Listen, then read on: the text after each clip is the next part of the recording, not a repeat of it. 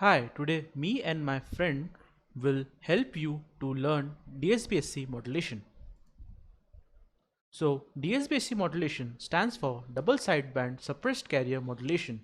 It is a type of amplitude modulation. Hey, can you please explain what is amplitude modulation? Sure. So, before jumping into DSBSC modulation, let us first brush up our knowledge on amplitude modulation. Amplitude modulation is a process in which amplitude of carrier signal changes with respect to message signal.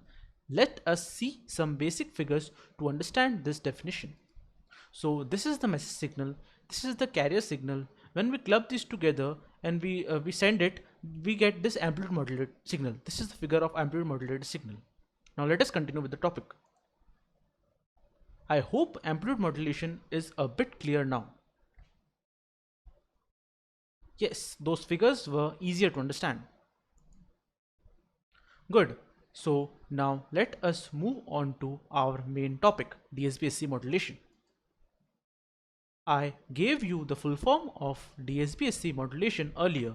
Now let us see the theory behind it. Double sideband suppressed carrier modulation. In the process of amplitude modulation, the modulated wave consists of the carrier wave and two sidebands. This is the amplitude modulation signal. So this is the carrier, and these are the two sidebands.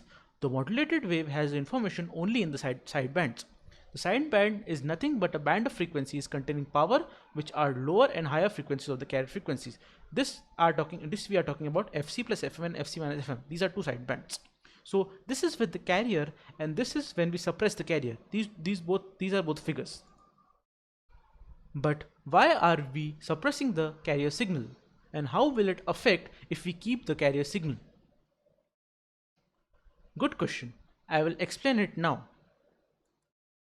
Transmission with the carrier signal is inefficient because 2/3 of power is being wasted in the carrier, which carries no information. If this carrier is suppressed and the saved power is distributed to the sidebands, then such a process is called a double sideband suppressed carrier system. I mean that the 2/3 of power is being wasted if we supply the carrier with these two sidebands. So instead of this, we suppress the carrier and we supply the carrier power to these two sidebands for good efficiency and to make the double sideband suppressed carrier system. Okay, got it. Good. Now let us move on to the mathematical side of this theory. So modulating signal or message signal is given as AM cos 2 pi FMT, and carrier signal is given as AC cos 2 pi FCT. So the equation of DSB-AC wave will be formed by multiplying these two. So we will get AM AC cos 2 pi FMT into cos 2 pi FCT. So this is the equation of DSB-AC wave. So this block diagram explains the same. This is a product modulator. So in this product modulator, we are multiplying both these MT and CT to get the DSBSC wave, that is ST. So now let us see the bandwidth of the DSBC signal. So bandwidth stands for F max minus FM. So we have here this equation given. So we will apply cos A cos B theorem, and we will make this equation like this. So we will have two sidebands. This is the upper sideband and this is the lower sideband. So F max will be equals to FM plus FC, and F minimum will be equals to FM minus FC. So bandwidth will be given as F max minus FM is equals to 2FM. F max minus F minimum is equals to 2FM. So now let us see the power calculation of the DSBC wave. So we have, as I have explained, that this is the upper sideband and this is the lower sideband. So power transmission is equals to total power, sorry, this is total power, so is equals to power of the upper sideband plus power of the lower sideband. As we are not supplying the power of the carrier, so we are not including it. So power of a normal cos signal is given as Vrms square by R. So that is equals to Vm by root 2. Vrms is equals to Vm by root 2 square by R. So power of upper sideband is equals to power of low sideband because Vm is in both equal, that is AM by AC, AM AC by 2.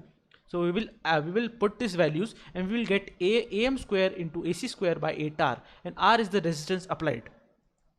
So now let us add these two powers. So the total power we get as AM square into AC square by 4R, which is 2 times the power of a sideband. So therefore the power required for transmitting DSB-SC wave is equal to the power of both sidebands. Now let us see a question which will clear these equations for you. So a question is given as a carrier signal is given as 10 root 3 cos 2 pi and 10 to the power 6 into t is DSB-SC modulated by the message signal that is given by root 2 cos 2 pi into 10 to the power 4 t. Find the bandwidth, total power, sideband power and efficiency. So given is CT is equal to 10 root 3 cos 2 pi into 10 to the power 6t and MT is equal to root 2 cos 2 pi and 10 to the power 4t. So comparing it with the general equations, we get AC is equal to 10 root 3, FC is equal to 10 to the power 6 hertz, AM is equal to root 2 volt and FM is equal to 10 to the power 4 hertz. So bandwidth is equal to 2 into FM. Here FM is 10 to the power 4. So 2 into 10 to the power 4 is the bandwidth of the bandwidth of this question. So total power is given as AM square into AC square by 4R. Here R is not given, so it is taken as 1. So total power we will get as 150 watt.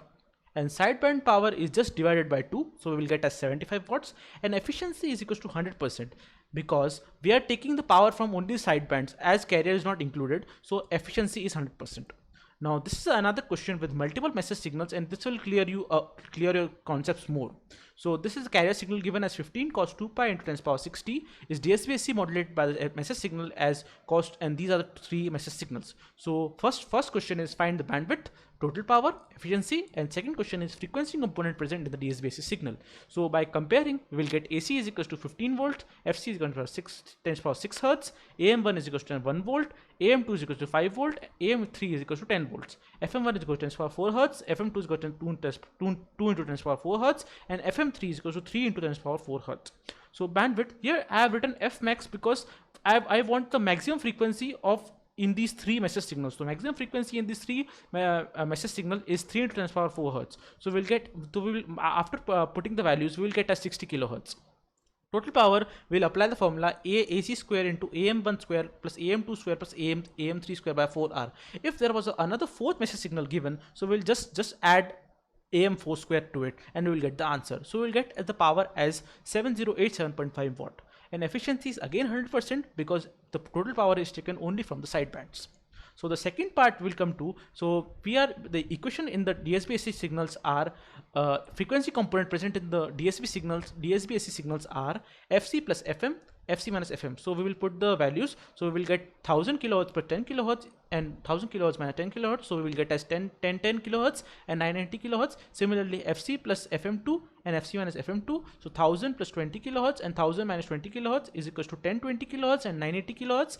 And FC plus FM3 and FC minus FM3. So 1000 plus 30 kilohertz and 1000 minus 30 kilohertz, that is 1030 kilohertz and 970 kilohertz. So this completes our both the question. I hope the topic is clear to you now. Also, I have noted down some key points to remember. Some key points to remember in DSB signal are: first, we don't send the carrier signal. Second, only lower sideband and upper sideband are present. Third, it has a 180-degree phase reversal at the zero crossing of modulating signal. So now to explain this, see this figure. So this is the positive side and this is the negative side of the message signal. So I have written this: before zero crossing MT is positive and after zero crossing MT is negative. So when we are multiplying these two, so the positive signal will give a positive sign, which means no phase reversal, and when we come to the negative side, then a minus sign is multiplied here, so that means there is a 180-degree phase reversal. So the fourth point is power transmission in AM. So power transmission in AM is given as power of carrier plus power of sidebands. So we can write this as power of carrier plus mu square by 2 into power into power of carrier. So power of sideband, here it is written as mu square by 2 into power of carrier. Here mu is the modulating index. So let us take an example that taking mu is equals to 1. So power of sideband will be equals to 0.5 power of carrier, and this is power of carrier. So the power of carrier is making of 66% of the total power, and the power of sideband is making up to 33% of total power. So here the explanation comes that why the 2/3 of power is getting wasted, because this power of carrier contains 66%, that is 2/3. So if we send the carrier signal, then that 2/3 of power is getting wasted. So that's why we don't send the carrier signal. And the last point is the bandwidth for both AM and DSB-SC are same, that is 2 FM. So we are at an advantage of using a DSB-SC system over a normal AM system, because we are getting the same bandwidth and plus we are conserving power and we are sending more power to the sidebands. So it is better to use a DSB-SC system instead of a normal AM system. how do we suppress this carrier signal? This is done by a DSP-SC modulator. One of the DSP-SC modulator is balance modulator.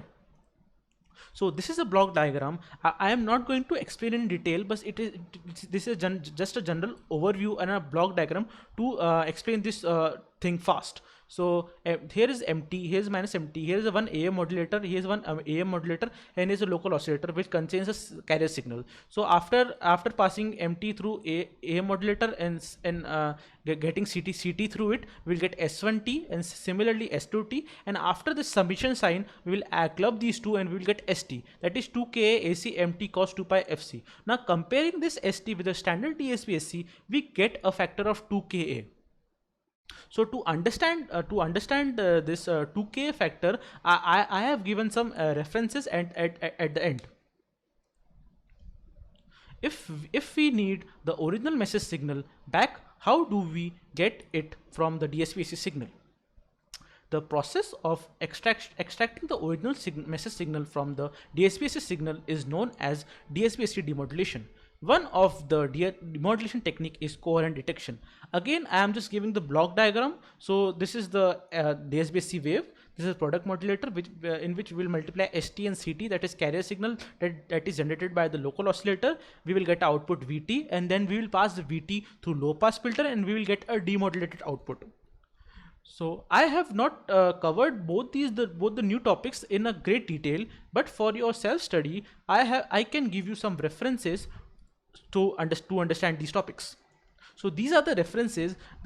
This link contains for the theory of balance modulator. So here you can see how did we get that 2Ka factor extra or 2Ka factor from the normal DSP-SC wave, and this link contains for the coherent detection. Thank you. I hope you like the video. Thank you.